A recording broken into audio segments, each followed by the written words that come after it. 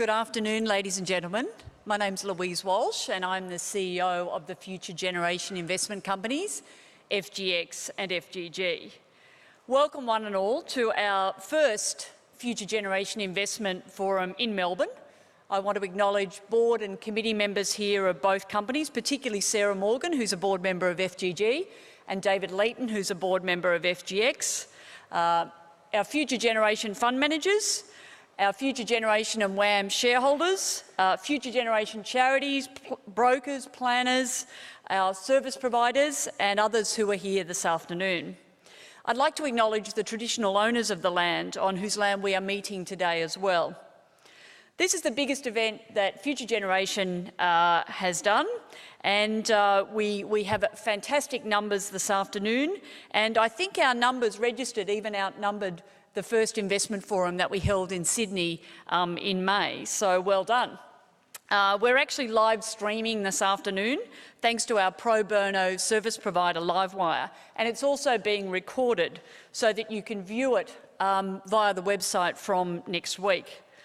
Please use the hashtag FG Investment Forum. We definitely encourage social media, especially Twitter. So what's in store this afternoon? Well, firstly, what you're going to hear is 5-minute presentations from 11 of our best performing boutique fund managers in FGX and FGG. They're going to present 1 or 2 stock picks or investment ideas. And just so you know, all but one have actually chosen to present 1 stock pick this afternoon. It's a bit like speed dating, but it's not one-on-one.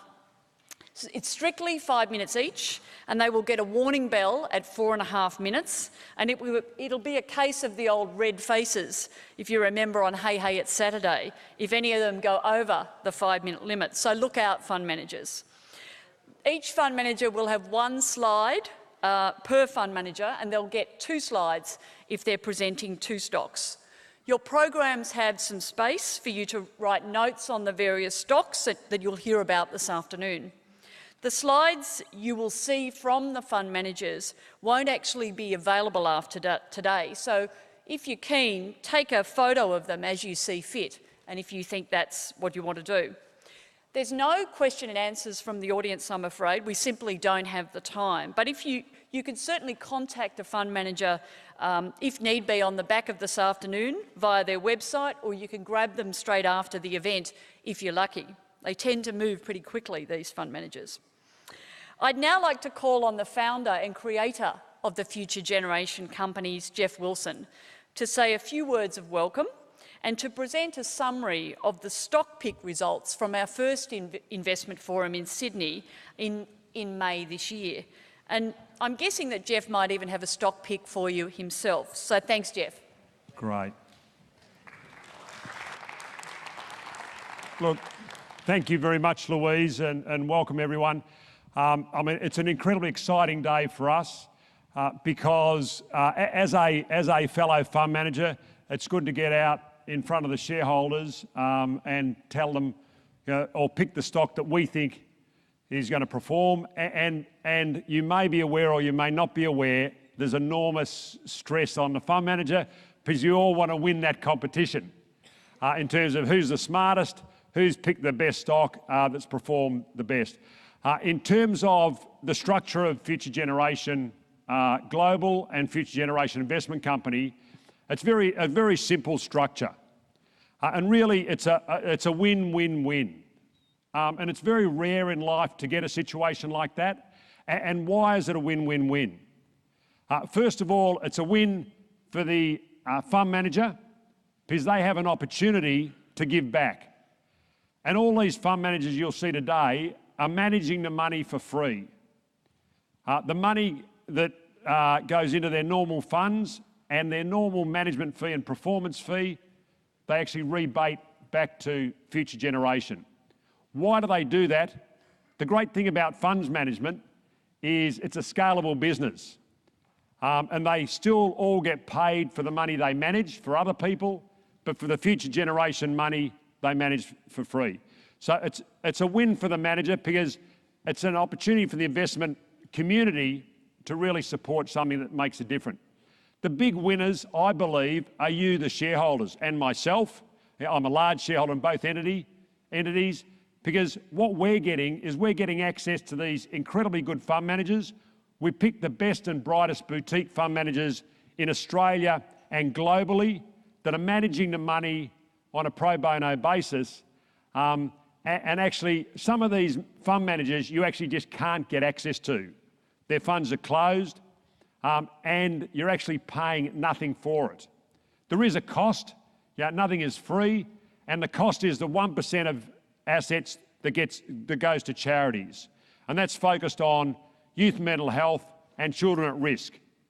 Now, the great deal for the investor is the fund managers charge a lot more than that in terms of management fees and performance fees. So you're actually getting a discount, a significant discount as an investor.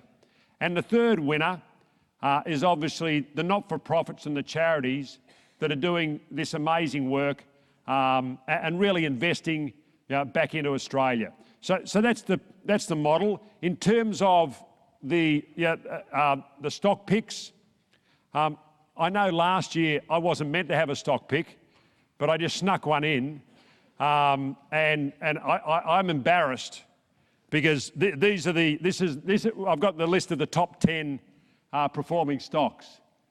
So fortunately or unfortunately, mine just happened to win. We are shareholders in Afterpay. Anyway, that's the performance, and you could see what we did. That was 6 months ago, so we've actually just doubled the half-year performance, just annualised the performance, and everyone over a period where in the last 6 months, the market has been strong, but it's nowhere near as strong as this. To me, there were some fantastic results. In terms of my stock for today, I'm going for a stock, actually probably slightly Melbourne-centric, but this is again a high-risk, high-reward stock, and the company is Austock. Now, it's not the stockbroker, they've sold that business. What it is a fund manager. It's got about $2.2 billion worth of fund. It's got a lot of expectation in the share price, capitalised at about $140 million, but it's going through a period of transformation. It's got a new management team. It's got a business that I believe can grow significantly, and it's really, how I see it, it's where Challenger was, say, 12 years ago. It's that type of business. It's a fund management business. Their main area is life insurance bonds, and the weird thing is, my first job in funds management was in Melbourne at Scottish Amicable, and that was an area where Scottish Amicable made a lot of money. But to me, that's my stock for the next 6 months, and let's see how we perform. Thank you all for supporting both FGX and FGG, and I think today is going to be an exciting day. Thanks, Lewis. Thanks very much, Jeff. And before we get into it, I want to show you a short video now from Giant Steps, and Giant Steps are one of our FGX charities.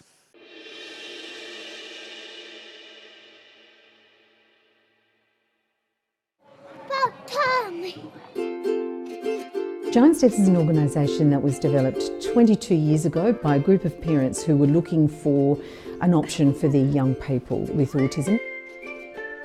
Autism is a lifelong neurological disability. It is probably the most misunderstood disability because it sits in that social communication domain, and that's the major part of the disability.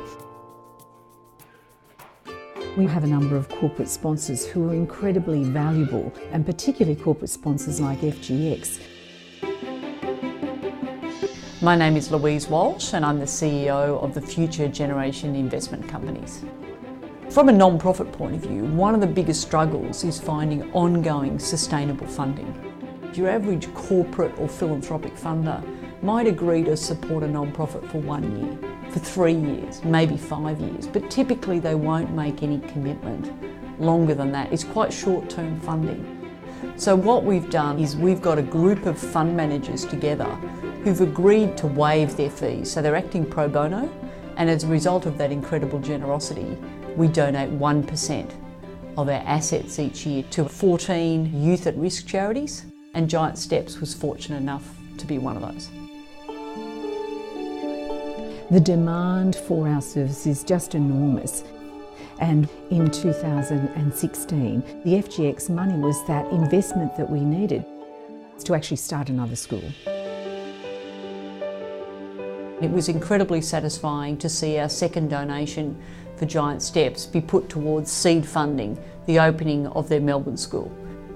Our chairman flew down, found it incredibly rewarding to be there and to see the bricks and mortar and the start of something special. The funding from FGX also enables more speech pathologists to work in the schools. It allows us to expand our skills and knowledge. Students that have previously been quite withdrawn have now come to a point where they're starting to initiate more appropriate means of communication. We're seeing kids who are more empowered, and that ultimately leads to happier children. Corporate sponsors like FGX, they're an invaluable contributor. Certainly they're committed to social investment and actually improving the lives of young people with autism and mental health across Australia, which is extraordinary. In just 3 years, the total donation has been $500,000. But we don't just want to be a funder. We feel really strongly and passionately about the organisations that we fund, and we'd like to continue with very long-term funding. These companies are set up in perpetuity. So as long as children at risk, youth mental health is an issue in our society or our community, FGX and FGG will continue to fund in those cause areas for way after we've gone.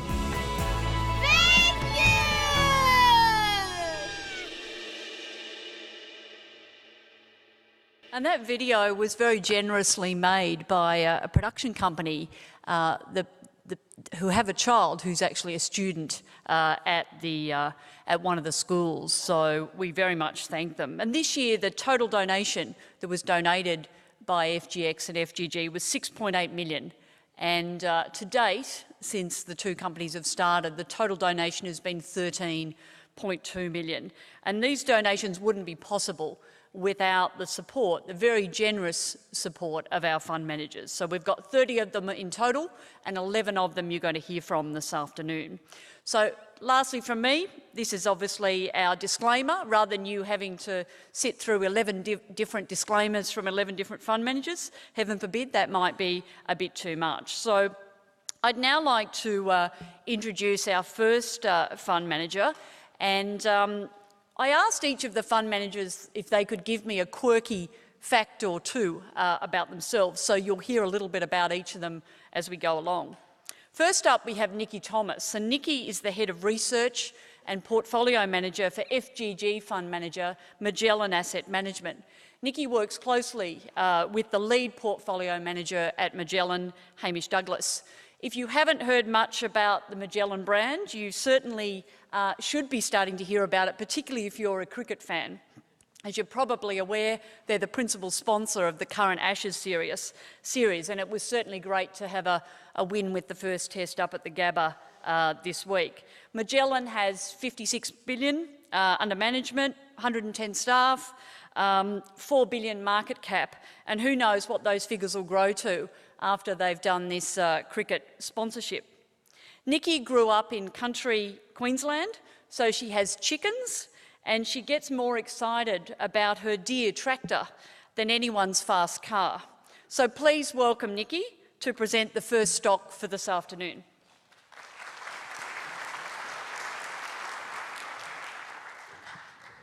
Thank you. Well, welcome everyone, and thank you very much, Louise. It's great to be here today. I was actually at this forum in Sydney about a year ago, and we introduced the concept of investing in Apple and also MGE. So I hope you didn't let those ideas go through to the keeper. Today I'm hoping to deal you up another great opportunity, and obviously you can see it up here on the screen. We're going to talk about Starbucks. So let's introduce that business. Starbucks is a $70 billion market cap company. It has over 80% of its earnings coming from the US. It has 26,000 restaurants spread through around 100 companies in the world. And it sells Coffee. I noticed as I came in that a gentleman down near the front here was drinking coffee. I thought it would be fun to talk about a coffee company in the city which has probably the best coffee shops in the world, and introduce a brand name like Starbucks, which you all probably think is quite dreadful. So essentially, coffee is actually a wonderful product to sell. So I think many of you can attest to that. It is a habitual consumption product. Most of us, we drink coffee. We drink it at least once a day, every single day of our lives, and probably more than once. It tastes delicious. It's growing in penetration of beverage occasions. It's a little bit addictive, which is a great thing to have if you're selling products. And of course, it's social. Now, if you're thinking about the social side of coffee, this is actually a very important part of the investment thesis behind Starbucks. Starbucks believes it solves for its customers two need states. And interestingly, one of those is not thirst. So the first is convenience. That's important because if it's a habitual part of your day, you want it to be convenient. And you want to be able to walk past a Starbucks on your way to work or on your way to wherever you're going any time of the day. And they have solved for that convenience in the US with those 15,000 stores in the US. If you've been there, you know you can get a Starbucks anywhere. The second need state that they solve for is actually connection. That's the social piece. That they like the idea of being your third place, the place between home and work, where you reach a social connection. And as we at Magellan talk timelessly these days about technological disruption, the one thing I think you can be assured, apart from the fact that you'll keep eating, that you will not be disrupted by technology with is that you will need human relationships and you will need connection to people. So that social side of the coffee occasion is actually a very important part of the need state which Starbucks are solving. Let's talk about the economics of this business, and the economics of this business model are astonishingly good. This company puts down a new Starbucks restaurant in a market and gets a cash payback on those restaurants in 2 to 3 years. That's a cash payback. We're talking returns on invested capital of 50%. They generate so much cash that their expansion around the world is self-funding, and they continue to pay over 50% profits out in dividends. And then I think it's really about the growth opportunity. That's the last piece of this puzzle that's so attractive. What you see on the chart behind me is some penetrations. It shows you how many Starbucks there are in the world in different markets. So you can see also there are some suggestions around penetration of other brands you'd know quite well, what McDonald's have achieved and what KFC have achieved in different markets as they have built out to more mature profiles. What you see in more mature markets like the US is you tend to have 43 or so of these sort of formats for every 1 million people. In Melbourne, indeed, there's 166 McDonald's, talking about McDonald's. So that's about 43, 44 McDonald's restaurants per 1 million people in Melbourne. So it's a kind of a good number to think about a mature market. I'll test you though, in Seattle, which is Starbucks' home market, their penetration is 1 Starbucks for every 4,000 people. That's over 250 Starbucks per 1 million. Incredible. And it's incredibly profitable in Starbucks. So the penetration potential is huge once you get that incredibly loyal and wedded customer to your business in something that's so habitual. The penetration story is the story of growth. If you think about that story in terms of the US and what they have yet to come, it is amazing. So in China, they have about 5 stores per 1 million people, 1,500 stores today.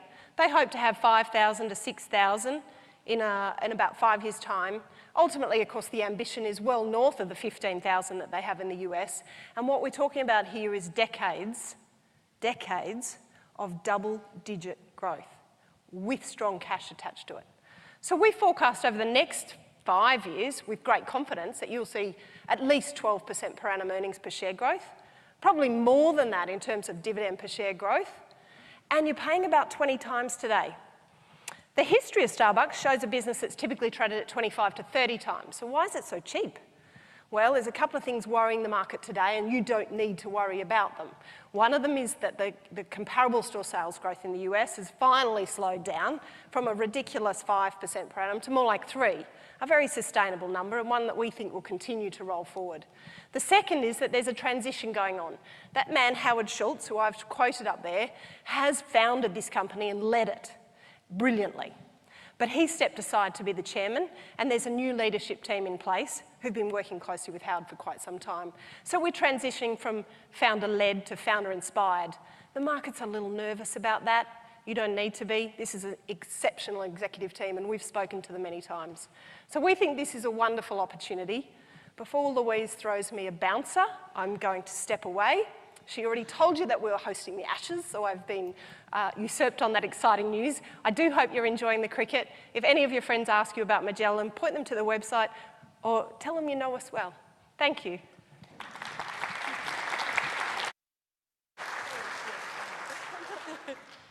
So thanks so much, Nikki, and sorry to steal the thunder there. But it is fantastic that you are doing, I know we're all cricket mad, or certainly I think people are here, so I'm sure they'll be all watching closely, particularly on Boxing Day. I'm definitely not moving to Seattle after that stat. I mean, that is quite staggering, but also I don't happen to drink coffee. So anyway, moving on. So our next presenter is Hamish Chalmers from Watermark Funds Management. Hamish joined Watermark in May this year, so he's quite a newbie to the business there. He covers financials, insurance and real estate investment trust portfolios. Hamish considers himself a Kiwi, but he spent most of his life in England and in Australia. So over to you, Hamish, to present our second stock.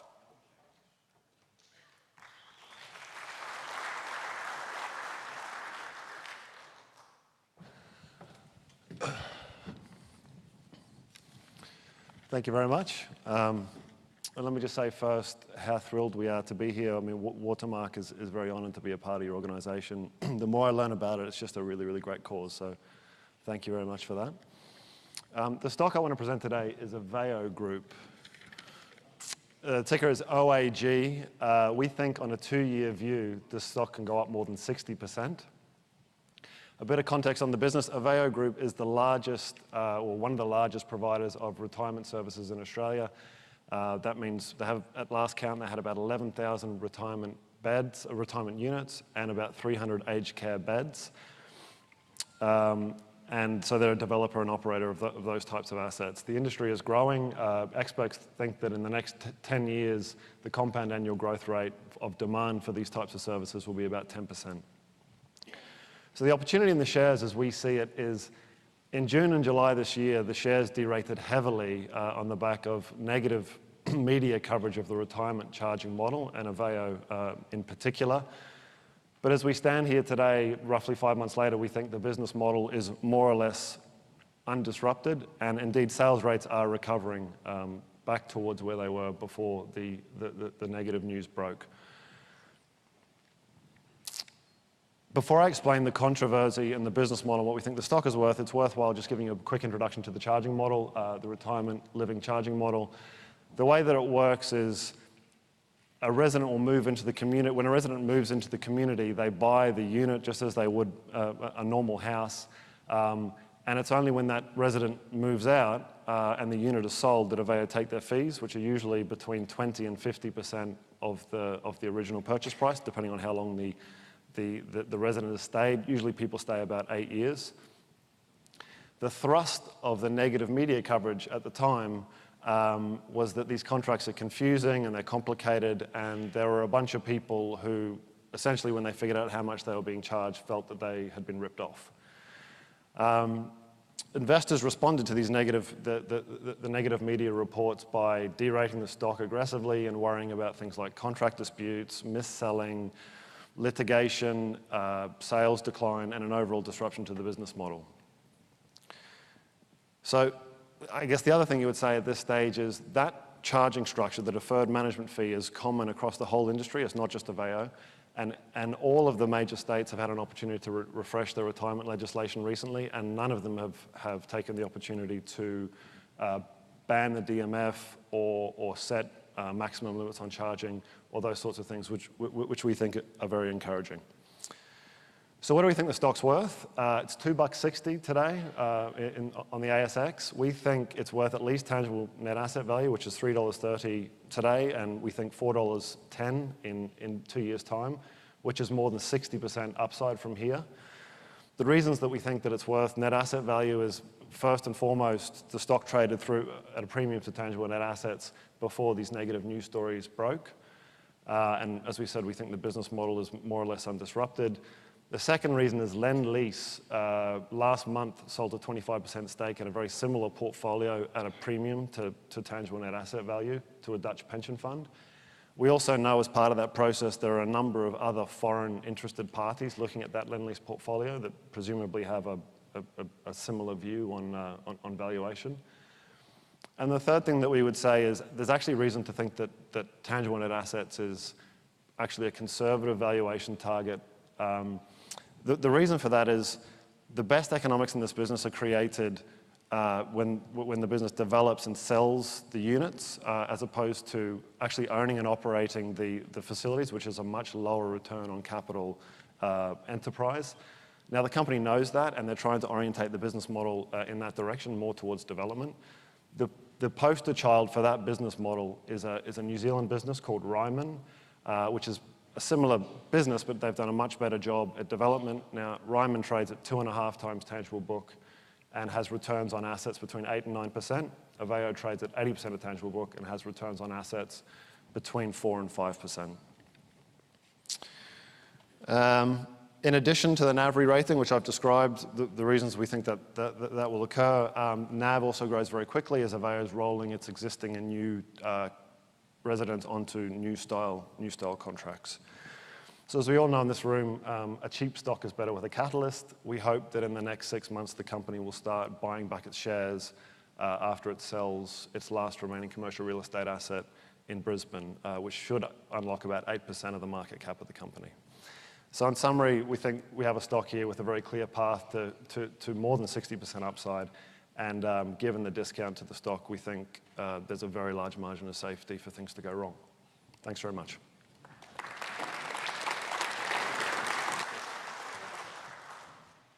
Thanks so much, Hamish. Now, next up, we have Douglas or Doug Tynan. He's from our FGG fund manager, VGI Partners. Doug has over 13 years' experience as an equities analyst and also an accountant. We'll forgive you for that latter. He is a director of VGI Partners Global Investments, VG1, which listed recently and raised an incredible $550 million. Congratulations, Doug, to you and the team at VGI. It was an awesome result. And now for Doug's quirky fact or two. He has a commercial licence to drive a taxi in Auckland and a forklift, but he does not own a car.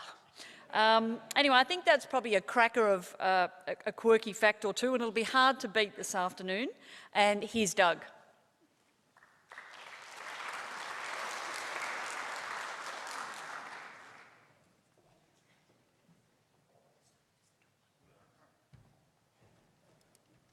Thank you, Louise.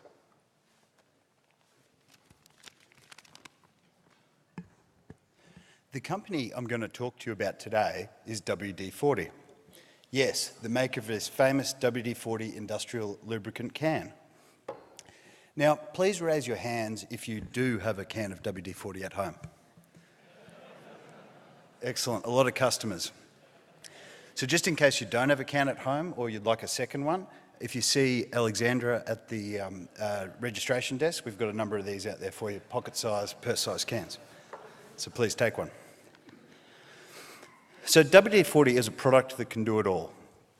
From loosening rust, loosening a bolt, removing rust, or de-squeaking a hinge. This product also removes chewing gum from hair. The next time you're fishing, try a little spray on the worms or your lures and see the results for yourself. The WD-40 product is used in homes around the world, but the real customer is the tradesperson or mechanic who never leaves home without a can in their bag.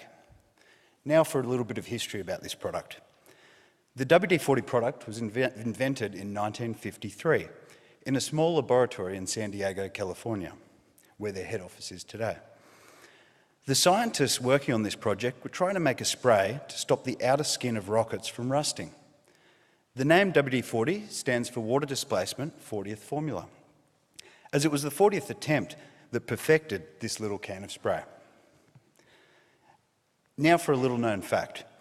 WD-40 is actually scented. What you smell when you spray this product is not a natural odour. This is a perfume that has been specifically designed to make you remember that it is WD-40 you're using and no other product or imitation can smell the same. Whoops.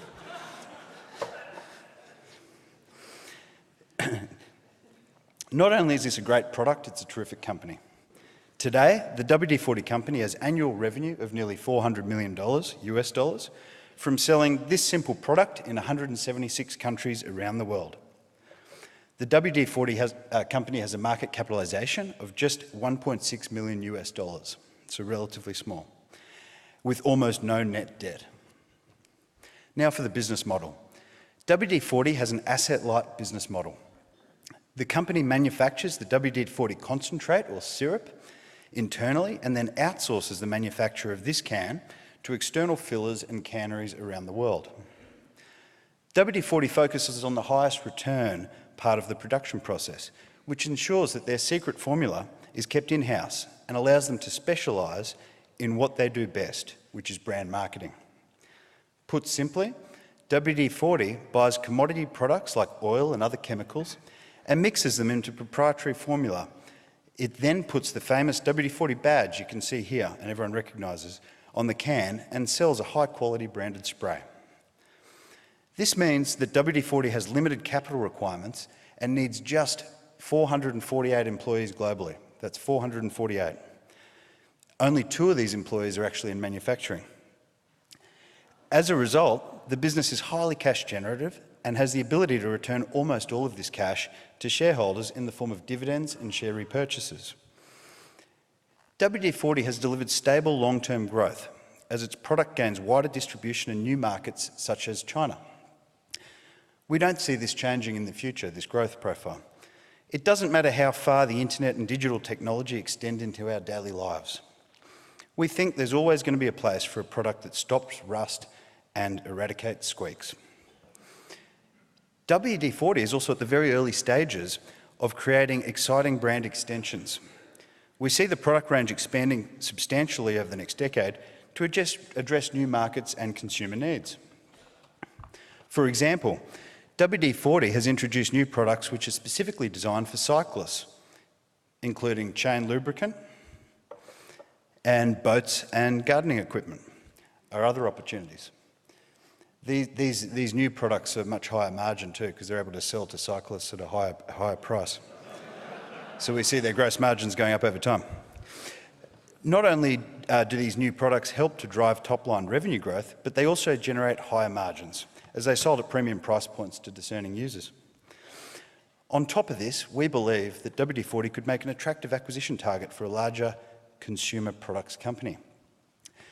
Our analysis of similar transactions suggests that an acquirer could afford to offer a significant premium to the current stock price. But we don't own WD-40 stock just for its takeover potential. The company is an attractive investment today for investors with a long-term investment time horizon. Now, in closing, WD-40 is a great example of what we look for at VGI Partners. It has been a consistent long-term performer, which we believe will continue to compound earnings into the future and deliver attractive returns for shareholders. WD-40 has been a core position of VGI Partners' portfolio for 7 years now. And you'll be glad to know that every time you spray this wonderful product, you are generating a smaller amount of return for your future generation investment, as well as the charities that it supports. So I'll spray. Thank you. Oh, there is a bit of a smell up here, I must say. Oh, it's quite strong, actually. Thanks so much, Doug. That was fantastic. And I didn't know about those extra products. I know someone like Jeff Wilson's a big cyclist, and I'm sure there's probably a few others here, so I'm sure they'll be onto that if they don't already know it. But I think we all love a bit of a freebie, so make sure that you grab some of those cans on the way out. I'm not sure we've got one for everyone, so it'll be best in, best dressed. And I know my husband will be keen for me to pick up an extra can. Yeah, thank you. I'd now like to introduce our next presenter, and it's David Prescott, who's the founding director of Lanyon Asset Management. They're a value-oriented equity fund manager established in 2009. Lanyon is one of our incredibly generous FGX fund managers. Perhaps the only thing that Dave loves as much as finding a good value investment, other than his family, of course, is seeing his beloved Port Adelaide AFL team winning games of footy. Now, I'm not sure how well that's going to go down here, Dave, in the home of AFL in Melbourne. Dave has presented at the first two Sohn Hearts and Minds investment conferences in Sydney, as well as our first Future Generation Investment Forum in May this year. So he's a man in demand. We are curious about what stock pick Dave's got in store for you today. Thanks, David.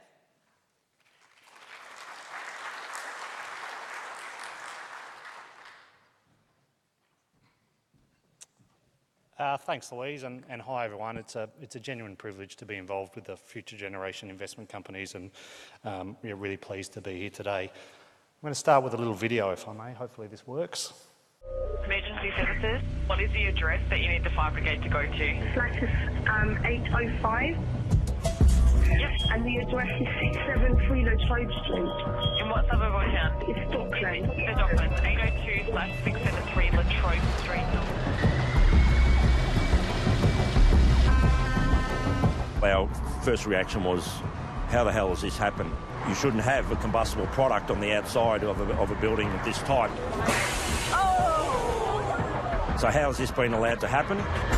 We have a fire in a multi-storey apartment, multi-storey building. Fire is on the third floor, extending up to the 10th floor, going along the balconies. We have a huge amount of smoke and fire on the building. We have multiple people inside the building. If it wasn't brought under control in a pretty quick amount of time, they could claim hundreds of lives. There's no doubt about that. So that was the beginning of a Four Corners report that was aired last month. What this report goes on to demonstrate is there's been thousands of buildings built in Australia with a highly combustible, non-compliant and completely safe aluminium and polyethylene cladding. I won't go into today why the building industry has used this product so extensively. That's $1 million question. But what I can say is this cladding product has been used widely in apartment buildings, in office buildings, in hospitals and in schools. Later in this report, the question was asked, exactly how many buildings have been built with this product? The answer that was given was the number is unquantifiable. When asked again if that meant thousands, the response was, this will mean more than thousands. This is a huge issue for Australia. Aluminium cladding has been used extensively across the Australian building boom. It has been described to us that this issue is as big as the asbestos issue, or it's the asbestos issue of our generation. The building industry is currently going through nationwide audits and potential building code changes. Whilst any building code change is unlikely to be applied retrospectively, we think, or in our view, insurance premium increases will likely force extensive cladding replacement to occur. So why am I talking about this today? The company I want to introduce today is Global Construction Services.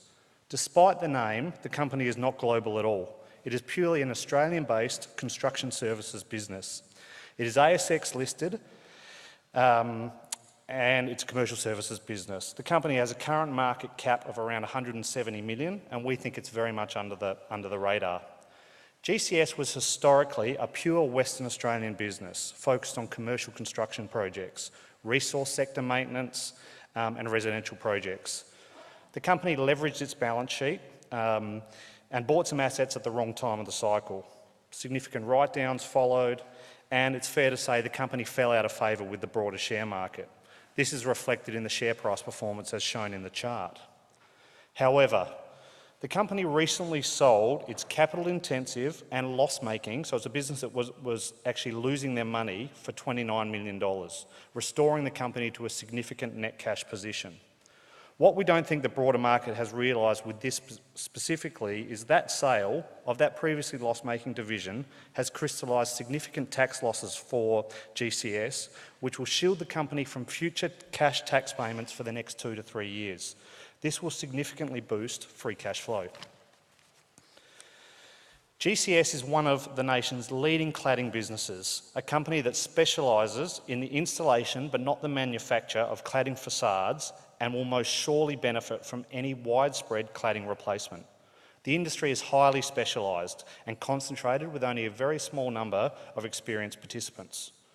Cladding is certainly not GCS's only business. The other businesses include scaffolding, it has a formwork business, it has a commercial services division, and it has a national, now not purely Western Australian footprint. But we think the cladding business has a very, very strong growth profile and will be a meaningful contributor to earnings growth over the next few years. We think the broader stock market is awash with overpriced stocks. GCS in this market is currently trading on a forecast single-digit PE multiple that's single digits. We think that is extraordinary for a company with a net cash balance sheet, a company that won't pay any cash tax for potentially 3 years, and for a company that we expect will pay us a growing stream of fully franked dividends. We expect strong growth in earnings here, some due to the material cladding opportunity and some due to the general uptick that we can see in business activity in national construction markets. We think this company is deserved of a market re-rating and multiple expansion. The current stock price is kind of mid-80 cents. Our estimate for value for GCS is well over $1.20 a share, implying over 50% upside from the current price. Thank you.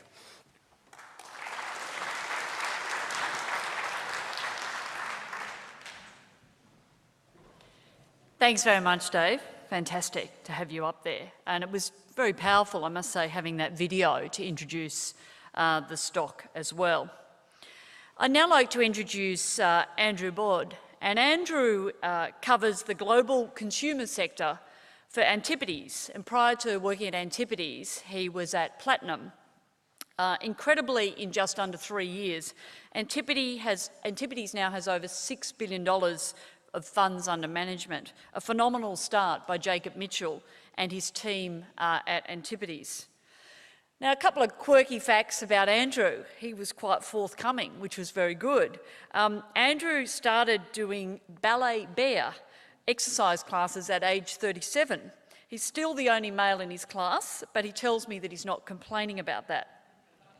Second quirky fact, Andrew recently had his first child, and when his wife was 6 months pregnant and complaining about feeling like a whale, he did what any thoughtful husband would do. He took her swimming with whale sharks at Ningaloo Reef in WA. The only trouble was she spent the trip vomiting from seasickness. So it's the thought that counts, Andrew.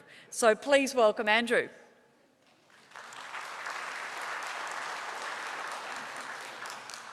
Thank you. Oh, okay. There we go. Thanks, Louise. Hi, everybody. Now I'm going to talk about a stock that I suspect most of you have actually never heard of, and that stock is called KT Corporation. But if you think of Telstra in Australia, KT's origins were just like that. It used to be the government-controlled telecommunications company in South Korea. And for us, so today, its business is still, servicing mobile phones, telephones, and also broadband fibre networks in South Korea. And this stock has recently become one of our top 10 holdings in our fund. If you look at this chart on the bottom right, the light blue and the dark blue, you can see that's almost over a 20-year period. They're both trending downwards, which is a pretty miserable outlook for the stock and the chart. And that's come about because the market is extrapolating, again, a pretty dire outlook for this business. And that's because it's concerned about a couple of major risks. If you look at telecommunications companies around the world, they tend to have this habit of spending a lot of money. They're always having to upgrade their networks, build the network, upgrade it, and then keep adding new technology. And the market is concerned that KT is going to do something similar. The other concern it has around risk is on regulation. There's some fear potentially that the Korean government / regulator might step in and want to control some of the customer pricing that they're giving out for the customers. At Antipodes, we don't agree. We think the market is overstating those risks, and therefore that's why we've put it into one of our top 10s, and we think it's actually being more than factored into the stock price. With Antipodes, to build an investment case, to be able to get it into the portfolio, you need to be able to come up with multiple ways of winning, which is underwritten by a large degree of margin of safety. Again, we think KT has both of them. So I'll give you some of the examples of the multiple ways of winning. First up is consolidation. In Korea, it's only a 3-player market, and it has oligopoly characteristics, and that's evidenced by the fact you can see the churn rate of customers is actually very low and has been low for quite a while. So in other words, those 3 players aren't out there cutting each other's necks off, trying to undercut each other on price. They're actually behaving sensibly, because otherwise if they do that, everyone's going to suffer, including the shareholders. The second way we think we can win is on monetisation. So I raised some awareness earlier on about the risks around capital expenditure. We don't think that's there because KT has already covered more than 80% of the South Korean population with a fibre network. And the other issue on CapEx is also on 5G rollout. We know that's coming across the world and it's happening in Korea as well.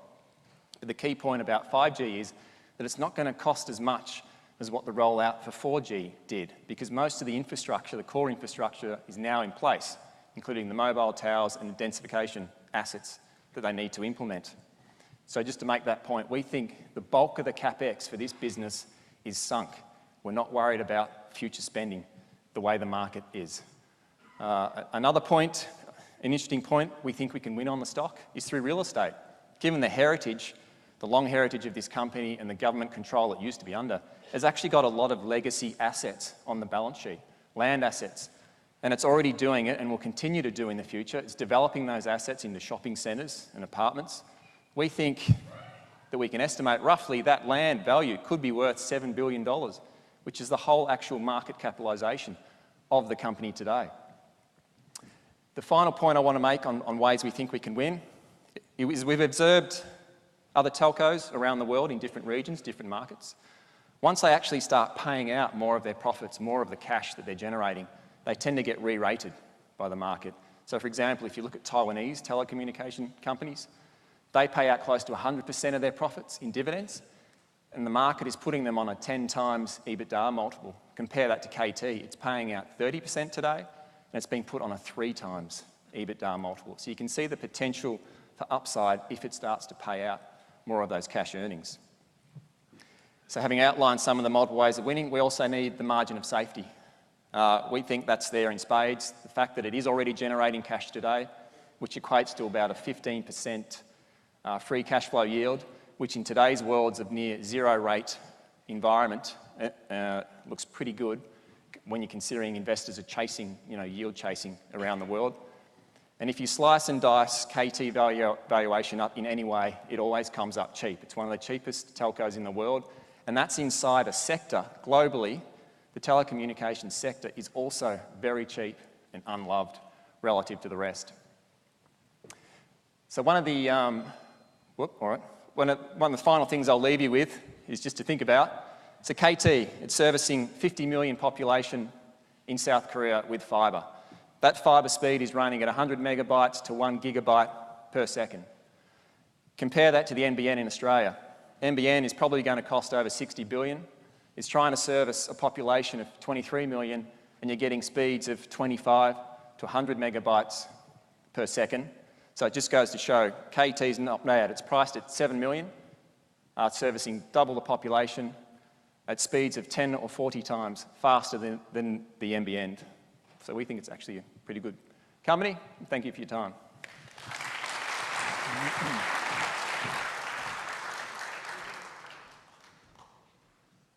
Thanks very much, Andrew.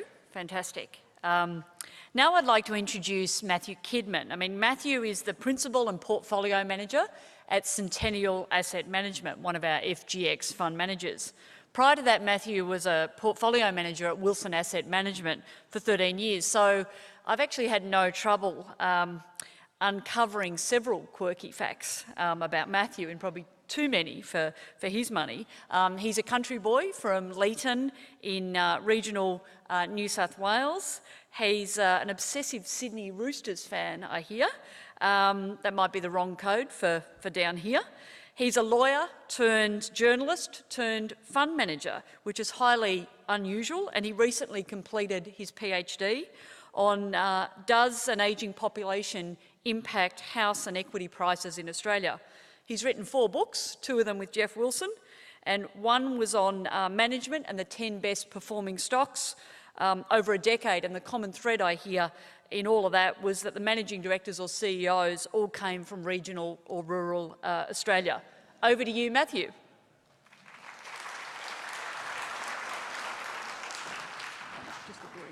Okay, thanks very much. Thanks, Louise.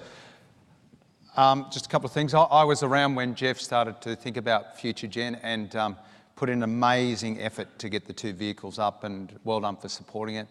The idea was there for a long time, and it was incredible how it unfolded, and luckily I'm involved in it now, so thanks for that. I'm going to take you right down to the grubby end of the small cap market, where I operate in, or Centennial does, and talk to 2 stocks. One of them up until today, or one of them still is a good suggested buy. The other one was good until yesterday, and something went wrong, but we'd already put it into the program. So I'll tell you what happened there. Here we go. HRL. The HR stands for Hot Rocks. I remember Jeff and I doing a presentation years ago, and someone said, "What do you think about Hot Rocks?" And Jeff's face he didn't know how to answer that. But it's morphed into something else. Hot Rocks is not the flavour it used to be. Now, it's as it says up there, it's a diversified environmental geotech service provider, which basically means it tests a whole bunch of things. Soils for various hazardous chemicals like asbestos and so on. It also tests for building sites. Now, it's an interesting company because it got hold of, the Hot Rocks shell was got hold of by Kevin Maloney, who was the Mac Group a few years ago, sold out, was a listed company, did mining, housing construction, and Kevin walked away with about $300 million, and lo and behold, he's got hold of this vehicle. And he put a whole bunch of these hazardous chemical testing businesses in, and to be honest, over the couple of years that they've done it, it's gone backwards. It's been a disaster. They've spent far too much, and they've lost a lot of their earnings in that couple of years. Up until what made it interesting, earlier, a couple of months ago, they went and bought a business in New Zealand called Analytica. And Analytica is a much improved version. It's got laboratories around New Zealand, and it tests for a variety of things, but mainly food. So it tests what your honey's like. It tests what the milk is like in New Zealand. It also tests for other things like timber, and it does the environmental testing for various grounds and soils and so on. And strangely enough, it does methamphetamine testing as well. So why do they need to test for that in New Zealand? Is that methamphetamine users in a house, when they go to leave and someone buys the house or wants to rent it, the drugs somehow get into the wall and the carpet and can make people moving in sick over a period of time. So they've got to be tested, and that's a booming industry in New Zealand and starting to come about in Australia. So we think that's a great acquisition. We think there's a lot of growth. There's double-digit growth. The multiples you're paying are about right. There is risk because it is a new vehicle, but they can expand Analytica into Australia. And the last thing they've got a 26% shareholding now in a testing company that tests foods going out of New Zealand and Australia into China. So if you're going to sell your food into China, you need to test and it meets the standards over there. All the testing has been done in China. They own a 26% share in the first lab that is outside of China, which is very attractive to Australia and New Zealand businesses. So we think that's worthwhile looking at. Quickly on the one that's fallen flat, Capitol Health. And I picked this because, one, we own it, and two, it's a Melbourne-based company. I thought it was appropriate. It was the local flavour. Capitol Health is a leading provider of diagnostic imaging. What does that mean? MRIs, CAT scans, X-rays. They own clinics all around Melbourne.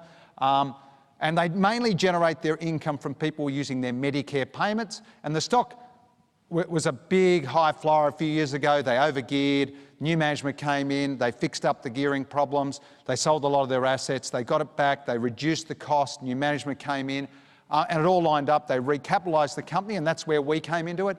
And then they did a lot of good things. They sold their biggest asset that wasn't earning much money, and all of a sudden they had net cash of about $80 million, and it was this little company. They still had all their assets in Melbourne and a few around Australia, but they sold their Sydney assets and got a really big price.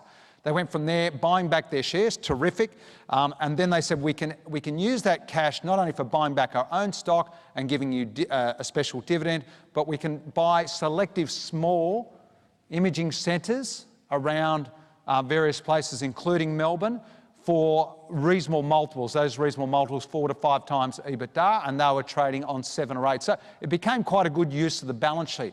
And we thought that tells us it's worth about 40 cents, which when we're talking about 29, 30 cents. So, and they actually stated that.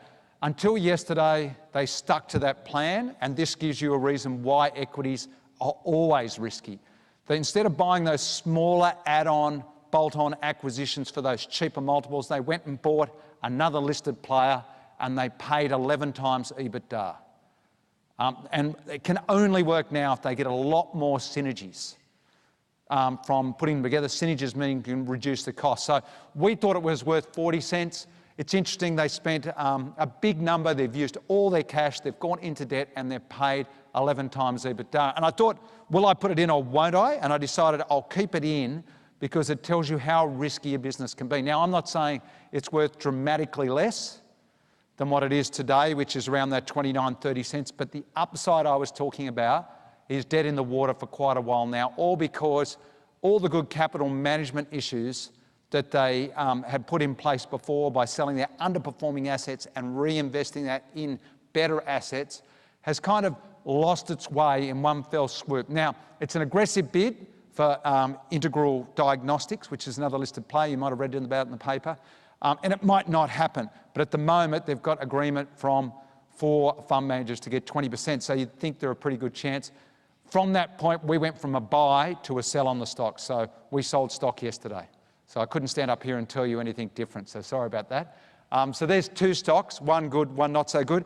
Just on the quirky facts, yes, Sydney Roosters fan, but also growing up in the Riverina, I'm a Hawthorn fan, and I'm just as diehard, so you might even hate me even more for that. Thank you.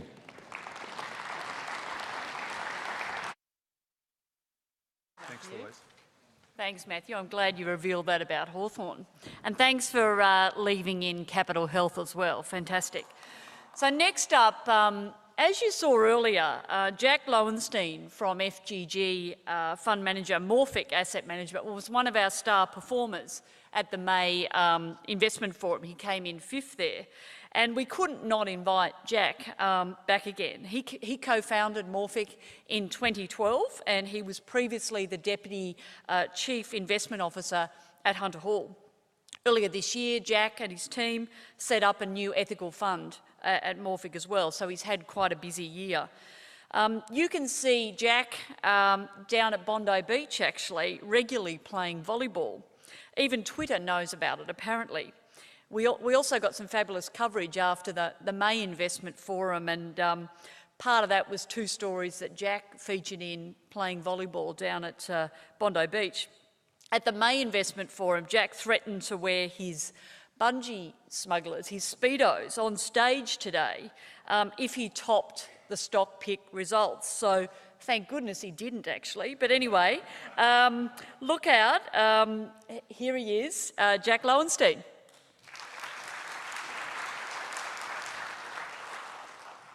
What a relief it is not winning, eh? Well, you know, you're still going to get some shorts.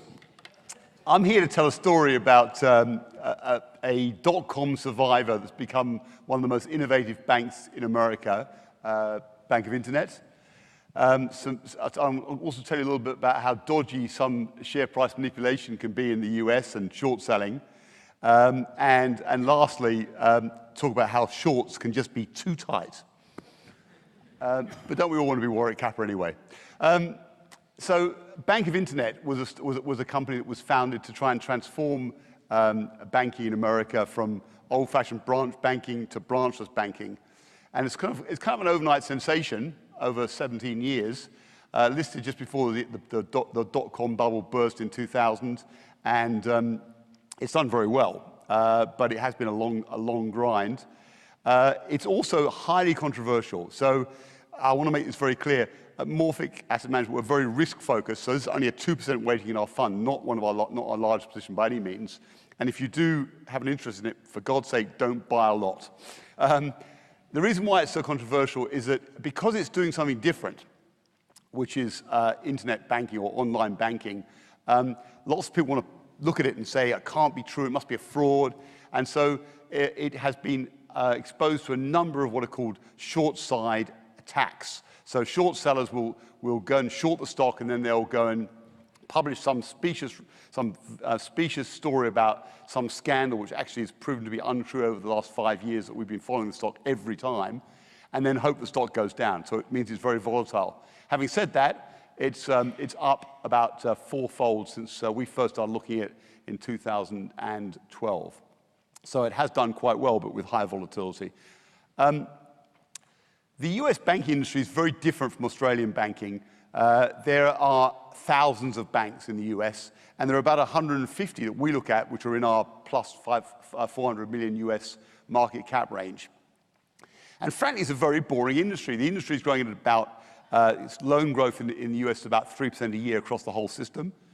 But some of the regional banks are doing very well. We own this one, plus we own Bank of the Ozarks and Western Alliance, which is based in Arizona. And the reason we like them is because they can grow quite fast, even though the industry is not going fast. And we actually short Wells Fargo to take out all our US banking risk against those positions. Now, this stock is cheap. It's on a P of about 11 times, which for a US regional bank is very cheap, particularly given it's one of the most profitable banks in the US because it has no branches. It has an ROE of about 17%. It's been growing at about, it's been growing EPS at about 25% a year for the last 4 years, and it'll probably slow a bit because it's now up to nearly $10 billion in assets. And when banks get that big, they're subject to a lot more regulatory pressure. They have to do a lot more reporting. So its growth will slow a bit for the next few years, maybe 15% a year, I would guess. Well, that's my estimates anyway. But let's talk about the shorts now. So this stock is 80% owned by institutions. The insiders keep on buying shares, that's the staff, so they obviously believe in what they're doing, and yet it's one of the most shortest stocks in America. How shorted? If every short decided to buy back his short positions and they bought every share that turns over on a normal turnover, it would take them about a month to get out of their positions. So we're very excited about this because what it means if we're right and all these rumors that they keep on spreading are wrong, and they've been very, I mean, as I say, I've been looking at it for 5 years, and every rumor that's been put out there has proven to be false so far. If we're right, when the stock starts to go up, it could do very well. It could easily double in a year. And the reason why we think that's going to happen, by the way, is not only all these rumors proving to be false, there haven't been any new ones for about 18 months, but also the US small cap banking is going to do well because it's going to benefit from any tax cuts that come through, which will automatically improve their earnings. And also, as interest rates rise in the US, their margins should pick up. This is quite a profitable business, by the way. They have about a 4% net interest margin, which by US standards is pretty good. So we're quite confident in that. And as I said, shorts get squeezed. Shorts are often wrong, and when they get squeezed, it's really good fun to watch if you're long the stock. Because what happens is they have to climb over each other to buy back all the shares they've sold. But as I said before, it is a high-risk story. Please don't bet the farm. I'm going to stop there. No bell.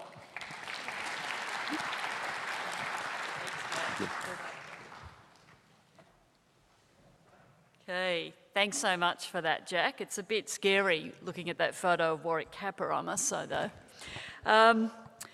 George Coleman co-founded FGX fund manager Arco Investment Management, originally Optimal Australia, in 2008. George worked closely with the founder and creator of FGX and FGG, Jeff Wilson, early in their careers when they were both equity analysts. That was over 30 years ago, and I bet the two of them have had some wild stories and tales that they could tell about each other. Working and playing, I bet, George. George tells me that then, as now, Jeff had tremendous energy both on and off the field. Sounds intriguing, George, as I'm sure your stock pick will be. George, I thought the quirky fact was meant to be about you, though. Anyway, over to you, George.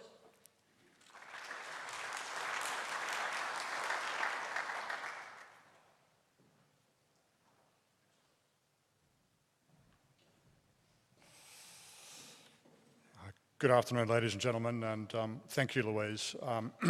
If I'd been asked 30 years ago, is Jeff Wilson the kind of guy who can stack out a forum like this with 2,000 people, I would have said, yep.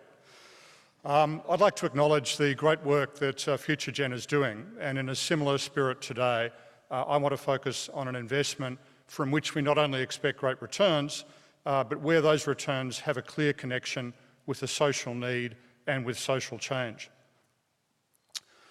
At ARCO, it saddens me to say we don't have an awful lot of stocks in the social good category.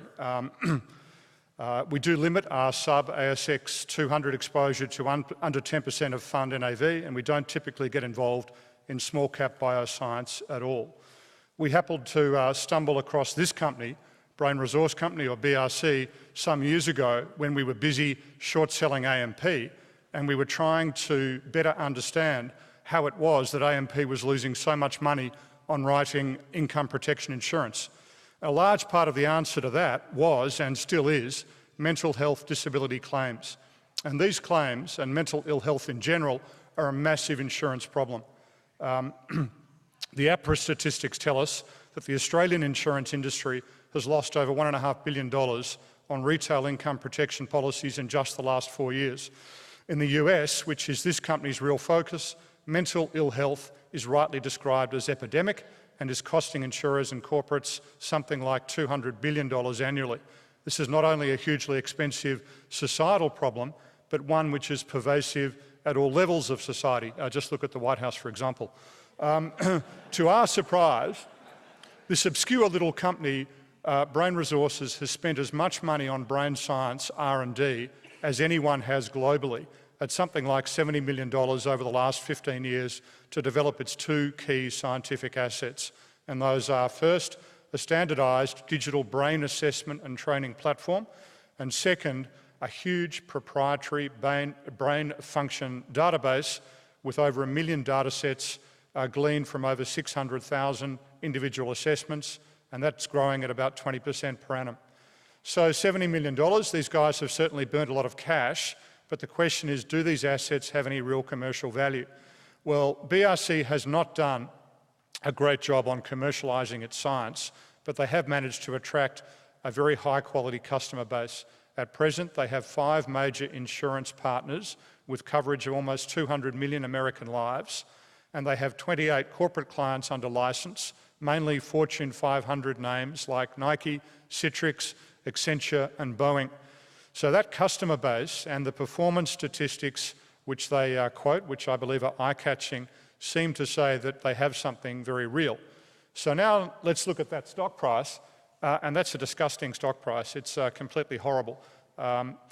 So in our view, the company was somewhat spoiled by its early success. In its early years, they grew very quickly, and by 2009 and 2010, they were generating around 10 million in annual revenue and around $2 to $3 million in EBIT. And a very large European pharmaceutical company came along and paid them almost $20 million cash up front to run a massive depression drug trial using their database.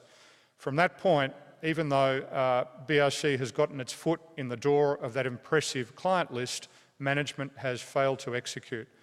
In addition, the company's had a terrible capital structure with a big chunk of senior secured bonds with a downward equity conversion ratchet. So what's changed? And the answer is pretty much everything has changed. But to highlight quickly 3 key things, a year ago, a very experienced venture capitalist, Matthew Morgan, was appointed to the board with a mandate for change. In the middle part of this year, we saw a massive upgrade of senior management with 4 US-based executives joining as CEO, CFO, Chief Operating Officer and Head of Revenue. And then this last month, the company has raised $10 million in equity capital, and they've also converted the convertible debt held by OXIF into ordinary equity. So there's now just one class of capital. These people are a very well-credentialed management team. Time precludes a fuller description, but the new CEO, for example, Louis Gagnon, is a tech industry veteran with over 25 years' experience at Amazon, Yodel, Monster.com, and he was most recently a senior executive at TPG. Gagnon and his team have a completely different skill set to the old BRC. They have very deep experience in the rapid scaling of digital and SaaS-based business platforms, in marketing and in fulfillment. An A team like this doesn't come cheap, of course, and management have been granted equity participation, primarily through at-risk ESOP grants, over 20% of the company's diluted capital. So these guys are very, very well incentivised. Now, BRC doesn't get the $10 million next month, but the new business plan is already very clear. The commercial focus used to be unidirectional, and it's now very narrow, centred on driving adoption and yield within its existing insurance, those 200 million lives covered, and corporate clients who are so worried about the cost and performance of their human capital. Execution in a company like this, which is inherently high risk, is everything, of course, but BRC has a hard science base lacking in competitor offerings. The new business model is SaaS-based and highly scalable and more than capable of supporting a high EV to sales multiple as growth begins to accelerate, as we believe it will do over the course of the next 12 months. Thank you very much.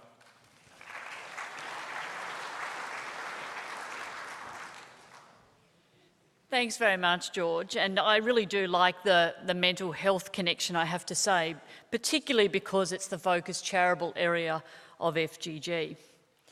Our next presenter is Mark Landau, who's the co-founder of FGX fund manager L1 Capital, based here in Melbourne. We're delighted to have added L1 as a fund manager for FGX about 12 months or so ago. Mark is travel obsessed. He's visited more than 60 countries, which is quite amazing, including the likes of scuba diving in Honduras. She's checked out gold mines in Senegal and whitewater rafting in Zambezi. So he does know how to switch off when he can. So please make Mark welcome.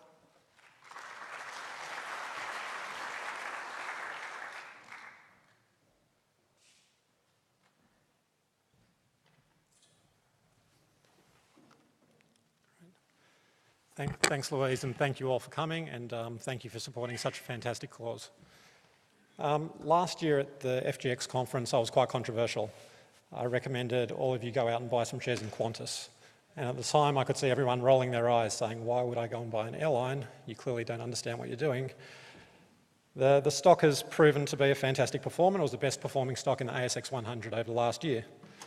The other recommendation I had was to go and sell your Telstra shares and buy some Macquarie Atlas, which is the best toll road network in France. Telstra shares are down 33% over the last year. Macquarie Atlas is up exactly the same amount, 33%. So today I'm going to stay just as controversial, and I'm going to stick with something just as unloved. Today, most investors I speak to are frustrated that every stock they look at seems to be on 20 or 30 times earnings. People can't seem to find value out there. So what if I told you today that you can buy a fantastic suite of assets for 1 times earnings? 1 times. Or if I told you could buy one of the best companies in all of Australia for 0. I bet you think I'm a liar, but it's true. The stock I'm going to recommend to you today is News Corp. Many of you probably don't remember News Corp because this is the little offshoot from Rupert Murdoch's Fox Group, which is listed in the US, and this is the smaller brother called News Corporation. If you look at the screen on the left-hand side, you can see that News Corp's market cap today is around $12 billion. That valuation is easy to get to. Let me explain how. News Corp owns a 62% stake in REA, which based on today's share price is worth roughly $6.4 billion. They own an 80% stake in Move, or Realtor.com, which is the second largest online property portal in the US, a competitor of Zillow. That business is valued at just over $2 billion. News Corp also has a lazy 2.3 billion of cash on the balance sheet, or as they announced last week, it's actually 2.5 billion now. Those assets in combination come to just under $11 billion compared to a $12 billion market cap. So where's the story about the 1x earnings you were talking about? If you look at the assets on the right, there are more than a dozen assets, household names that you would all know. The New York Post, the Wall Street Journal, Dow Jones, Barron's, etc., etc. The combined EBITDA of all of these assets is $1.2 billion. The market value implied in News Corp's share price for those assets is exactly the same number, $1.2 billion. So you can buy these assets today at 1x earnings.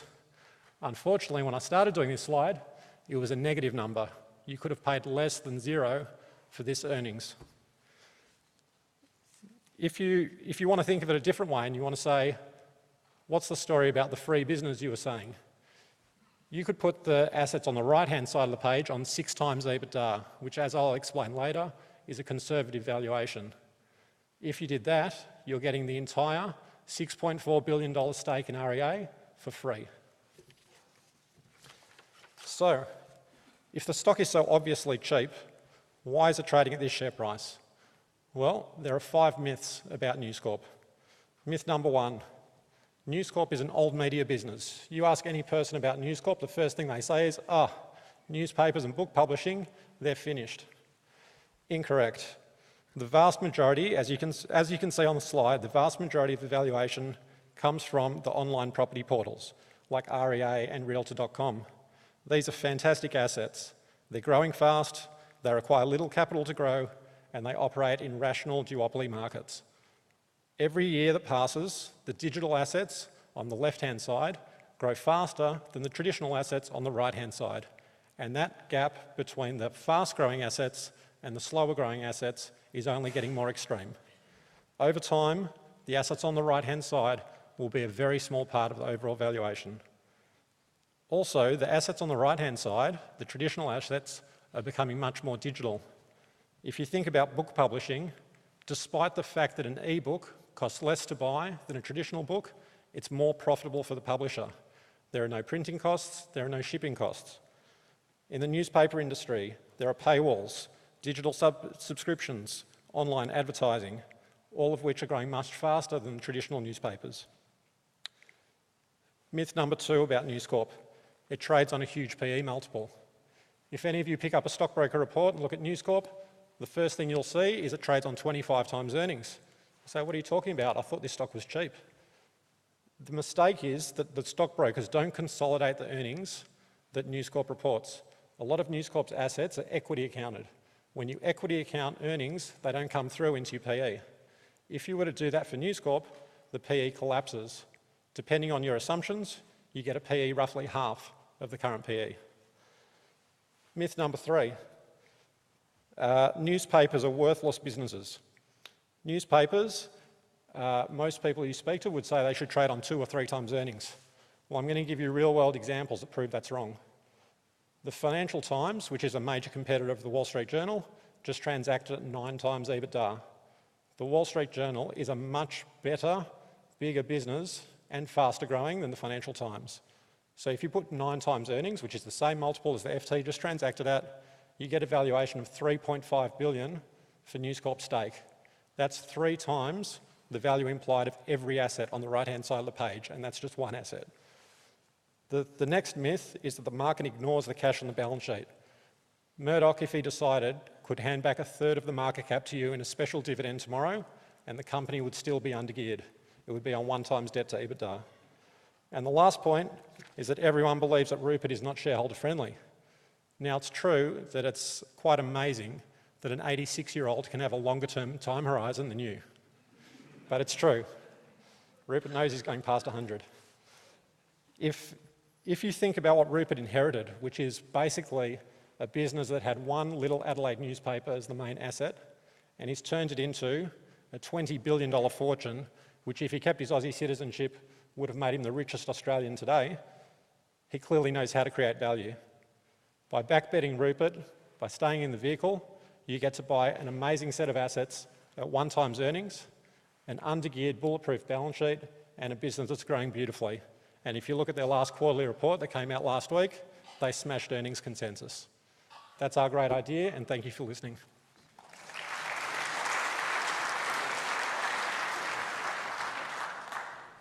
Thank you very much, Mark. Fantastic.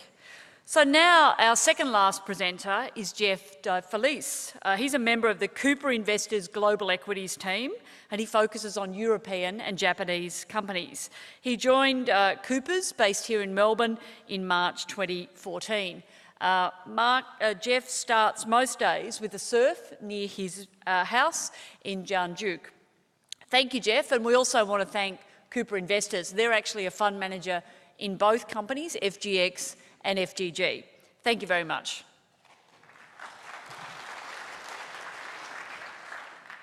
Thank you.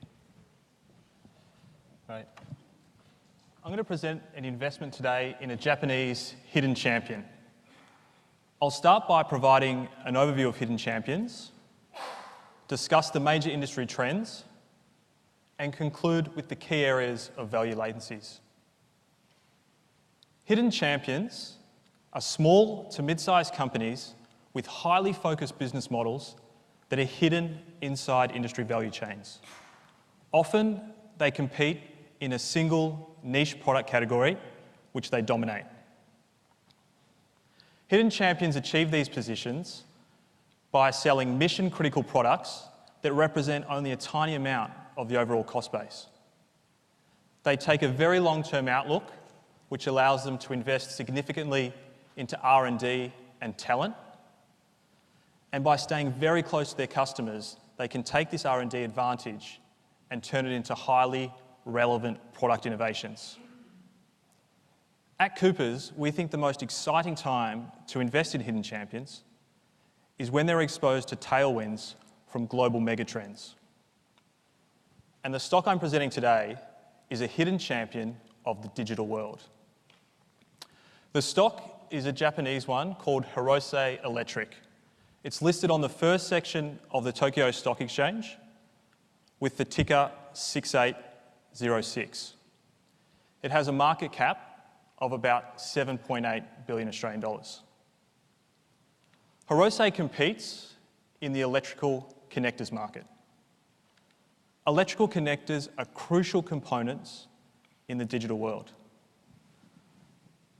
If you take the device in my hand, at one level, it's an iPhone. But if you peel away the case, you'll find around 40 discrete components. These include the display, the sensors, or even the camera, like in the picture behind me. But for all these components to come together and create a unified product, they require connectors. And unlike the connectors a lot of us are used to, such as USB plugs, the internal connectors Hirose make are highly customized and they need to be highly resilient. And that's because unlike the apps on our phone, the components inside can't download an update to get rid of a bug. And for this reason, Hirose's customers are typically less price sensitive and they're more focused on quality and performance. The demand for connectors like this is growing rapidly. And we see the trends behind this all over our lives as more and more devices digitize and become connected. When we look to the automotive sector, we see this in the trends towards electric and eventually autonomous vehicles. And then we look at industry more generally, we see it in the trends towards factory automation and robotics. As a technology leader, Hirose is ideally positioned to benefit from this structural growth.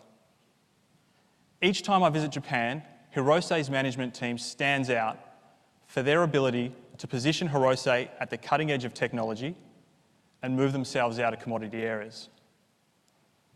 They generate around 1/3 of their sales from products less than 3 years old. At Coopers, we rank investment propositions based off the quality of the business model and the industry, the focus of company leadership, and the opportunities the company has to create value, which we describe as value latencies. Hirose has 2 really exciting areas of value latencies around capital allocation and growth. Hirose has significant excess capital with around 1/3 of the stock price underwritten by cash they have on the balance sheet. They can use this cash to buy back shares, they can pursue M&A, or it acts as downside protection in the instance of a major market sell-off. But I think the most exciting area of value latencies is around the growth initiatives being pursued by management as they push the business further into the higher growth end markets in automation and automotive industries. In summary, Hirose provides an opportunity to get exposure to a Japanese hidden champion with strong tailwinds from the growth in digital devices. The management team have a material opportunity to create value through their growth initiatives, and around 1/3 of the stock price is underwritten by cash on the balance sheet. Thank you. Thanks. Thank you very much, Jeff. A fascinating stock. Now, I'm sure we are saving the best until last. So last up, we have Matthew Haupt. He's the portfolio manager responsible for WAM leaders and Century Australia at Wilson Asset Management. I didn't have to go far to get some tips on quirky facts about Matt, since I'm based at WAM and know him well. First up, he's a power lifter. He's a rev head. He loves McLaren Vale Reds. He's also an Adelaide boy. And if he wasn't doing what he is today, his other preferred job would be an SAS commando. How's that for a contrast? To take us out with the last stock pick for the day, here's Matt.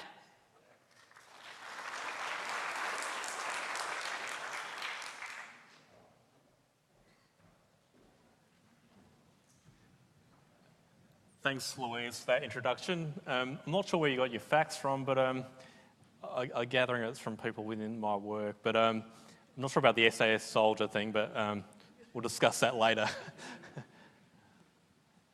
So the stock I'd like to talk about today is Origin Energy. This is a really interesting stock, and we still think there's significant upside here. The reason why we like Origin is it's a classic turnaround story. So if I wind the clock back, what went wrong at Origin? They spent $25 billion on a project which was returning 0%.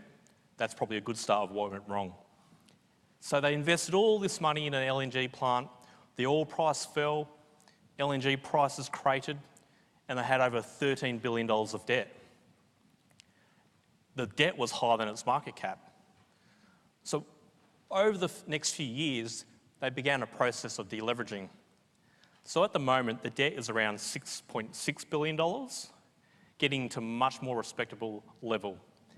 And at Wilson Asset Management, we're always looking for stocks that have a turnaround story or a catalyst. So for us, Origin's quite simple. It's a deleveraging story. It's a cost-out story. They're going to start paying dividends again.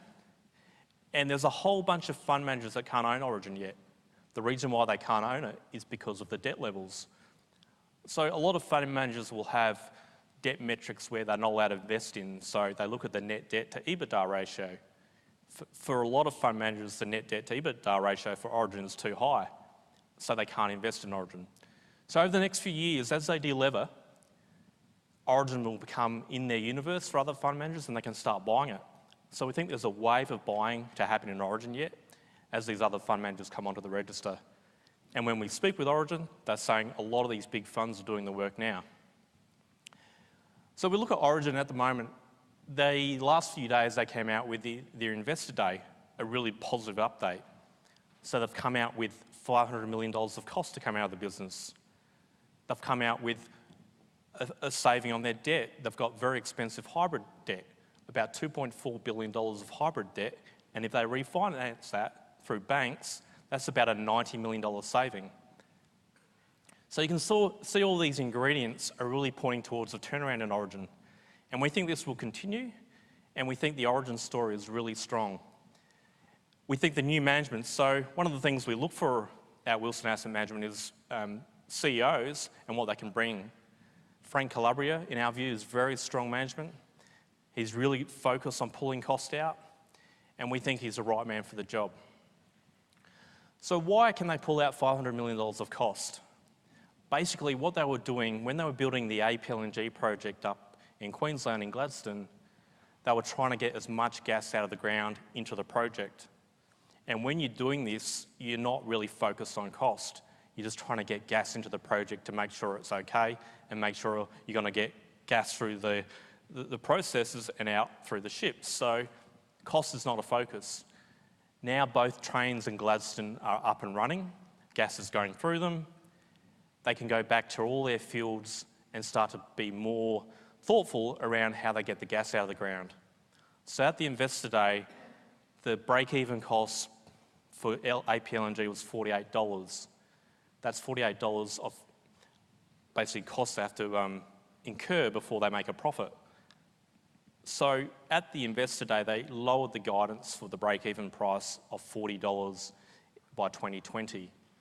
We think this is incredibly positive. We think that's conservative. We think they can lower this even further. And for every $10 they can save on the cost, on the cash cost, is around $300 million of free cash. So we think they can deliver faster than the market thinks. Also, you've got earnings growth within Origin. So the next 2 years, we forecast 70% earnings growth. So we think you combine all these factors, Origin looks really strong. If you want to paint a bull case, so you can run through scenarios with Origin. If you put in oil price $10 higher than it is now, and a $95 megawatt per hour electricity price, you can get about $14 from the stock. If you're a little bit more conservative, you could probably put oil up $5 and electricity price at $85 a megawatt. You'd be around $12.50. Current share price is $9. So we think all these ingredients make Origin a very sound investment case. Obviously, oil price is key here. So when we look at the oil price, we're looking at what OPEC do. So they're going to come out, it'll be in the next 24 hours, and hopefully there'll be an extension to the cuts from OPEC. So currently OPEC are trying to get the 5-year average oil inventory down to get the oil inventories down to the 5-year average. They're about 200 million barrels short of getting it down to the 5-year average. So we think they have to cut again. So the current agreement is to March 2018. We think this could be extended to the end of calendar year 18, and that's what we're hoping for. If this happens, it'll be incredibly bullish for oil, and Origin will benefit from that. So all those ingredients are pointing towards a really strong investment case for Origin. It's cheap in our view. It's trading at a below market multiple, but like I said, has 70% earnings growth over the next 2 years. A lot of people aren't even factoring in a valuation for APLNG, and that's where your upside is. Thank you.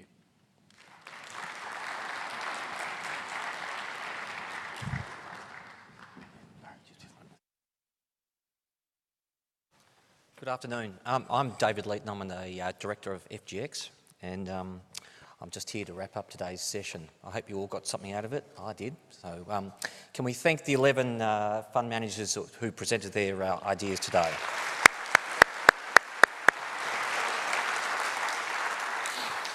So to have these fund managers share their IP, plus the time that they used in preparing it for today's presentation, is a real gift. And it goes beyond today. The 30 or so managers that we have managing the FGG and FGX funds, we've also got to thank them for their generosity, because remember, these guys don't charge fees, and this is what makes the Future Generations platform possible. The presentations that have just gone through is just a snapshot of the extensive due diligence our active boutique fund managers go through. And it actually then colours the way they actually make their stock selections. So I know firsthand the questions they constantly ask, the breadth, diversity of information they source and seek out to prove their investment thesis. It's really in depth. For me, my paid job to know that these experts are managing our money is very reassuring. I also think the fund managers on the FGG, FGX platform get something out of it as well. Being on the rostrum is peer validation of their reputation in skill in managing money. They all want to be associated with each other. I think that's really important. We at Future Gens believe that we have an efficient platform for investing, which is cheap with a philanthropic bent, whilst providing the investors with a broad and diverse investment universe with Australia's best fund managers. Can we also thank the WAM team for their ongoing support and tireless ongoing support, led by Jeff, Kate and Chris Stott, and those who worked on today's presentation, which were James, Alexandra, Natalia and Marika. Thank you. And lastly, I'd like to thank all of you for attending. To date, we had 950 people register for this presentation in here, and we also had 950 streaming. So that's a record for Future Generations. A reminder that our next investment forum is in Sydney on the 15th of May, and we're back here next year in November 2018. So thank you and good afternoon.